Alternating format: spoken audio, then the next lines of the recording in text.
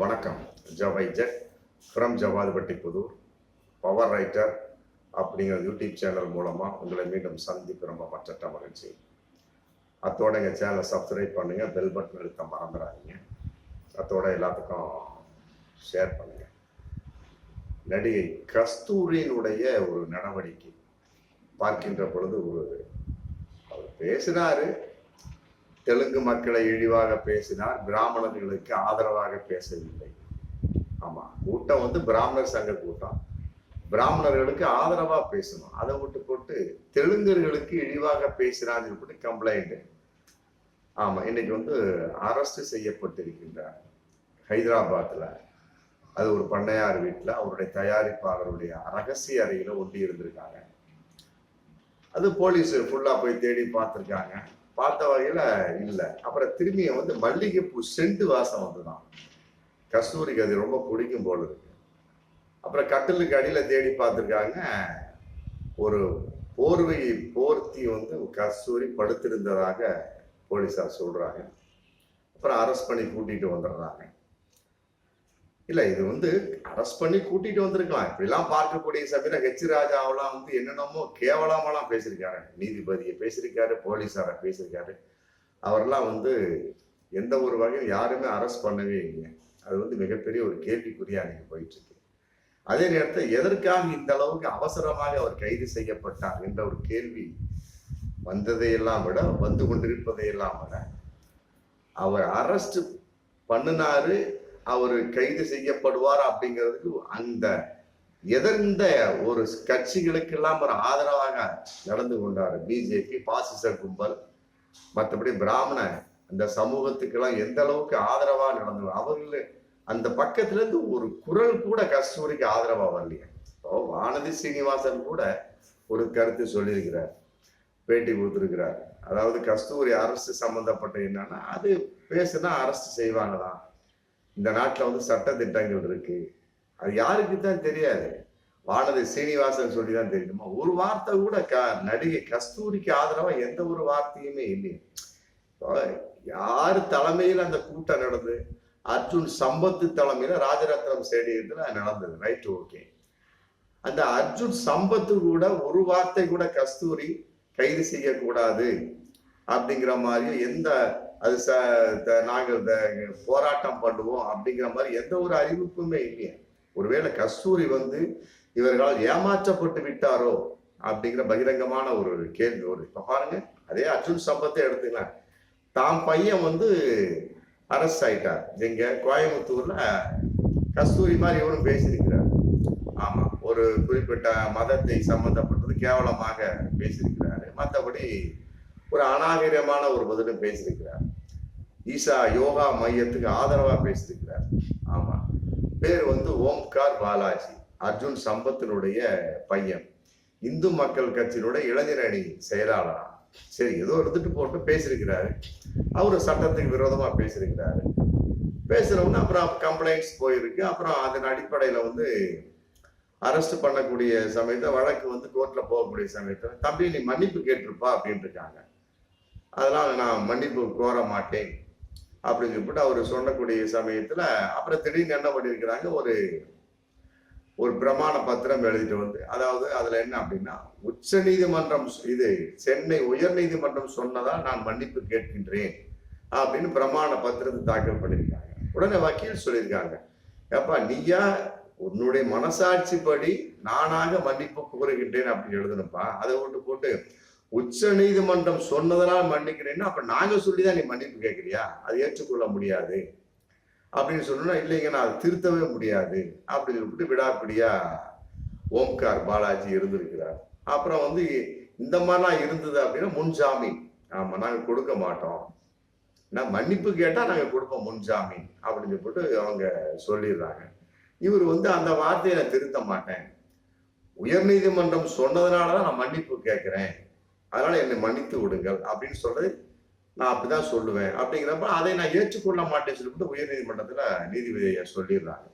உடனே என்ன பண்றாரு, அவர் தன்னுடைய வக்கீலுடைய ரூமுக்கு போய் அட்வைஸ் பண்ண கேட்கக்கூடிய சமயத்துல அப்புறம் எந்த ஒரு உத்தரவும் இல்லை, முன்ஜாமீன் வழங்கிய உத்தரவும் கிடையாது.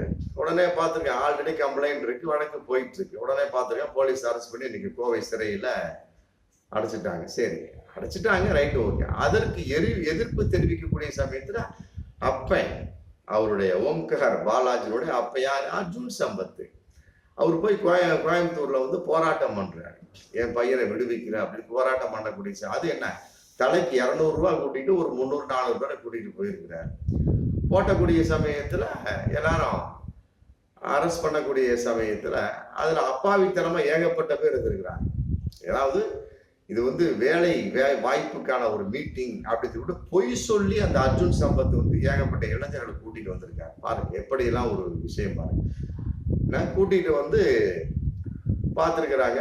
அப்புறம் கைது செய்யக்கூடிய சமயத்தை எல்லாம் அடிச்சு ஓடி இருக்கிறாங்க. மாணவர்கள் அடிச்சு விழுந்து ஓடி இருக்கிறாங்க.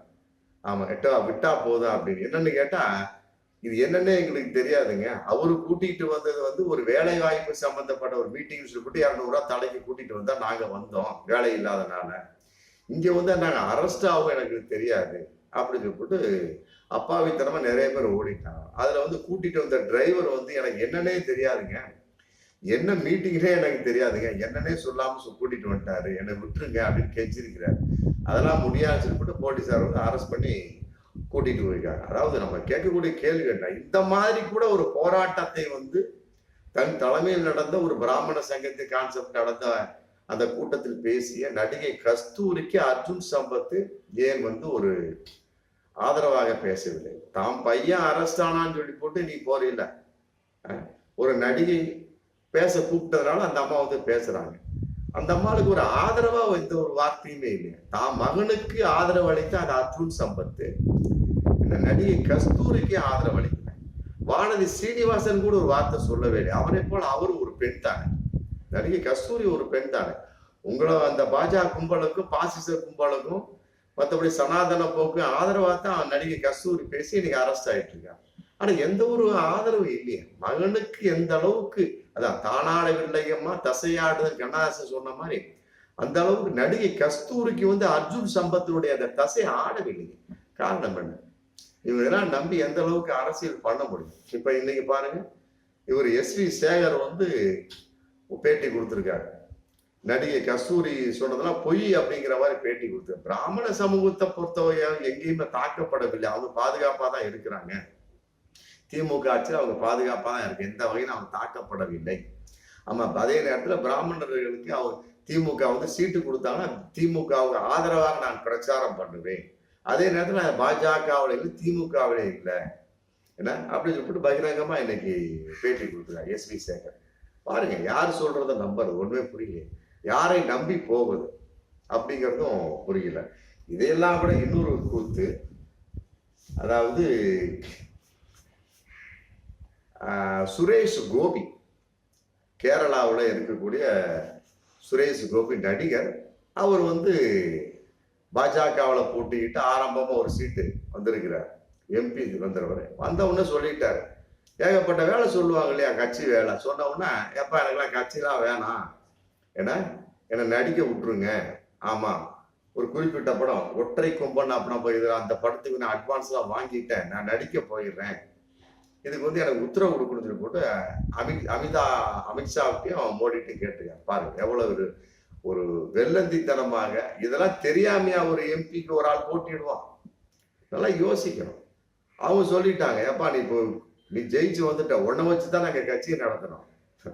ஆமா, பாஜக எந்த கட்சியாவது அப்படித்தானே, நீ ஜெயிச்சு வந்துட்ட, ஒரு எம்பி வந்துட்ட, உன்னை வச்சுதான் நாங்க கட்சி நடக்கணும். அதனால முதல்ல தாடி எடுத்து ஒற்றை கொம்பன் அட்வான்ஸை திருப்பி கொடுத்துரு, முடிஞ்சு போச்சு, நீ கட்சியை விட்டு போகக்கூடாது அப்படின்னு சொல்லிட்டு அவங்க கண்டிஷன் போட்டாங்க. இன்னைக்கு என்ன பண்றாரு சுரேஷ் கோபி, தாடியை எடுத்துட்டு ஒற்றை படத்தினுடைய அட்வான்ஸை திருப்பி கொடுத்துட்டு இன்னைக்கு வந்து எம்பி தேர்தலில் போட்டிட்டு ஜெயிச்ச வகையில் என்னை எம்பியா இருந்துட்டு இருக்காரு. அவரு பேசியிருக்கிறார்.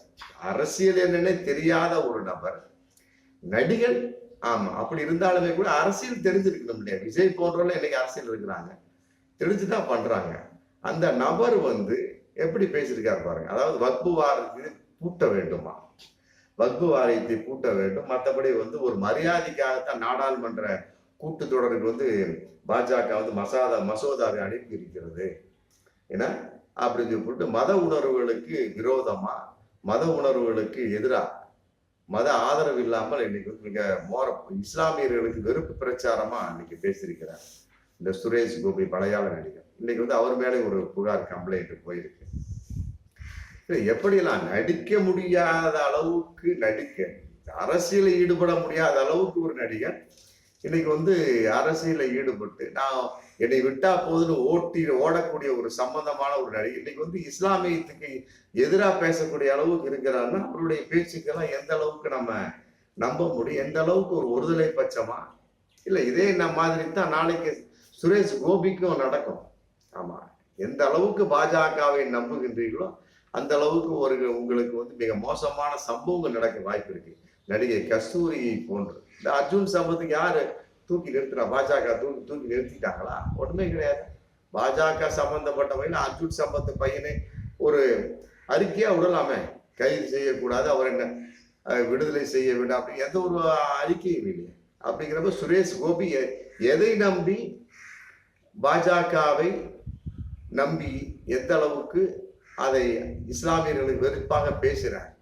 அப்ப பாஜகவை நம்பி விட்டாரா? அப்ப அவர்களுக்கு வந்து நாளைக்கு இந்த மாதிரி நடிகை கஸ்தூரி போன்ற நிலை ஏற்படும் அப்படிங்கிறது ஒரு பகிரங்கமா நம்ம பார்க்கக்கூடிய ஒரு சூழல் தான். அதையெல்லாம் விட இன்னொரு கேவலமான ஒரு விஷயம், அமெரிக்காவில் பாருங்க இந்த ஜெய் ஸ்ரீராம் அப்படிங்கிற ஒரு கோஷம் வந்து எந்த அளவுக்கு அந்த பாஜகவில் ஆரம்பிக்க விட்டு மிக கேவலமாக இந்தியாவை தலைகுனிய வைத்திருக்கு உலக அரங்கில் அப்படிங்கிறது. அதுல குறிப்பா அமெரிக்காவில் செலினா கோம்ஸ் அப்படிங்கிற ஒரு நடிகை, அந்த அம்மா வந்து பாடகை கூட.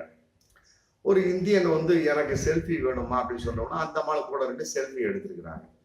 செல்ஃபி எடுத்துட்டு சரி நடக்கிற சமயத்துல அந்த நபர் சொல்லியிருக்கிறார், இந்திய நாட்டை சேர்ந்த நபர், பிஜேபியை சேர்ந்த நபர், பாசிச கும்பலை சேர்ந்த நபர், சனாதன போக்குள்ள நபர் என்ன சொல்லியிருக்காரு அப்படின்னா ஜெய் ஸ்ரீராம் சொல்லுங்க அப்படின்னு நடிகைக்கு, அமெரிக்க நடிகைக்கு சொல்லியிருக்காரு. அந்த அம்மா பார்த்துருக்காங்க செலினா கோம்ஸ். இது என்னடா அது, செல்ஃபி எடுக்கிறேன்னு சொன்னாப்படி செல்ஃபி எடுக்காது, நின்றாச்சு முடிஞ்சு போய் இது என்ன ஜெய் ஸ்ரீராம் கோஷம் அப்படின்னு அந்த அம்மா செய்கையில கேட்டிருக்காங்க. அப்ப அந்த நபர் சொல்லியிருக்கிறார், அமெரிக்காவில் இந்திய நாட்டு நபர் சொல்லியிருக்காரு, ஜெய் ஸ்ரீராமுக்கு இந்தியாவின் முழக்கம் அப்படின்னு சொல்லியிருக்கிறார். ஆமா, அப்ப அந்த அம்மா ஒண்ணுமே புரியல. அப்புறம் நடந்து கார்ல போகக்கூடிய சமயத்து பின்னாலே ஓடி போய் ஜெய் ஸ்ரீராம் சொல்லுங்க, ஜெய் ஸ்ரீராம் சொல்லுங்கன்னு சொல்லிட்டு ரொம்ப கேவலமா நடந்திருக்கிறார். பாருங்க, அதாவது ஜெய் ஸ்ரீராம் அப்படிங்கிறது வந்து இந்தியாவின் முழக்கம். அப்ப ஜெய்ஹிந்த் என்ன, வந்தே மாதரம் சொல்ற மாதிரிலாம் என்ன, அது இந்தியாவின் முழக்கம் இல்லையா? ஜெய் ஸ்ரீராம் என்பது ஒரு குறிப்பிட்ட மதத்தின் முழக்கம், இந்தியாவின் முழக்கம் கிடையாது. இந்தியா என்பது ஒரு ஜனநாயக நாடுங்க. இது எப்படி இவங்க வந்து ஜெய் ஸ்ரீராம ஒரு இந்தியாவின் முழக்கம்னு சொல்றான் இந்த ஒரு நபர் அப்படிங்கிறது மிகப்பெரிய ஒரு கேள்விக்குறி, கேவலமான ஒரு விஷயம். இதை வந்து பார்த்துட்டு ஒரு நபர் என்ன பண்ணிட்டா இன்ஸ்டாகிராம்ல பதிவு போட்டார் வீடியோவை. அதுக்கு ஏகப்பட்ட கண்டன குரல் வந்துட்டு இருக்கு. ஆமா, உண்மையில இதை வச்சு ஜெய் ஸ்ரீராம்ங்கிற கோஷத்தை வச்சு ஏன்டா இந்துக்களையும் இந்தியாவை கேவலப்படுத்துறீங்க அப்படின்னு சொல்லிட்டு நிறைய நெட்டிசன்களும் இன்னைக்கு பயங்கரமான ஒரு கண்டன குரல் எழுப்பிட்டு இருக்காங்க. அதை மதத்திற்கு என்ன அவரிடம் அந்த செலினா கோம்ஸ்ட போய் ஏன்பா அங்கீகாரம் கேட்குறீங்க, இதனால வந்து இந்து மதத்தையும் இந்தியாவையும் நீங்கள் சிறுமைப்படுத்தி விட்டீர்கள் அப்படின்னு மிகப்பெரிய ஒரு கேவலமான பதிவுலாம் இன்னைக்கு போயிட்டு பாருங்க. ஜெய்ஹிந்து வந்து இந்தியாவின் முழக்கம் இல்லையா, வந்தே மாதரம் அப்படின்னு சொல்றது இந்தியாவோட முழக்கம் இல்ல, ஜெய் ஸ்ரீராம் வந்து இந்தியாவோட முழக்கம். பாருங்க எப்படியெல்லாம் ஒரு கேவலமான ஒரு விஷயம். எந்த ஒரு ஆதரவும் இல்லாத ஆதரவு தராத ஒரு கட்சிக்கு எப்படியெல்லாம் ஒரு மக்களுடைய ஆதரவு பாருங்க. இந்த ஜெய் ஸ்ரீராம் சொன்னார் சொன்னா பார்த்தீங்களா அந்த செலினா கோம்ஸ், அந்த நபருக்கு நடிகை கஸ்தூரியுடைய நிலைமை கட்டாயமா வரும். ஆமா, பாஜகலாம் அப்படித்தான், ஆர்எஸ்எஸ் கும்பலும் அப்படித்தான். யார் அந்த கும்பலை நம்பி செல்கிறார் அவர்கள் கடைசியில் கைவிடப்படுவார் அப்படிங்கிறது நடிகை கஸ்தூரி ஒரு சாட்சி. ஆமா, சுரேஷ் கோபி வந்து இன்னைக்கு வந்து நான் நடிக்க போயின்னு எங்களை விட்டுருங்க அப்படின்னு எப்படி விடுவாங்க? நல்ல வலையில வந்து மாட்டின மாதிரி மாட்டிக்கிட்டாரு. இன்னைக்கு இஸ்லாமியத்துக்கு எதிர்ப்பாக பிரச்சாரத்தை ஸ்டார்ட் பண்ணிட்டாரு. அவரை வச்சுதான் எங்க கட்சியை நவுத்துவாங்க. நாளைக்கு ஒரு பிரச்சனைன்னா சுரேஷ் கோபியை பாஜக கழட்டி விட்டுருவாங்க. அவ்வளோ அர்ஜுன் சம்பத்துக்கே ஆதரவு இல்லை, மகனுக்கு ஆதரவு இல்லை. ஏன்னா அப்படிங்கக்கூடிய சமயத்துல யாராக இருந்தாலுமே சரி, ஆமா, பொதுவா ஒரு கருத்து இதுல இருந்து ஒரு உதாரணமாக நம்ம பார்க்கக்கூடிய விஷயம் என்ன அப்படின்னா, பாஜகவை, பாசிச கும்பலை, சனாதன போக்குள்ள மதவாத கும்பல்களை யாரெல்லாம் நம்பி செல்கின்றார்களோ அவர்களெல்லாம் கடைசியில், ஆமா, கோட்ஸே எவ்வாறு கைவிடப்பட்டானோ அதை போல் கைவிடப்படுவான் என்பதை பகிரங்கமான உண்மை. நாம் பார்க்கக்கூடிய ஒரு தகவலும் கூட. பார்ப்போம் மீண்டும் அடுத்த வீடியோ. நன்றி.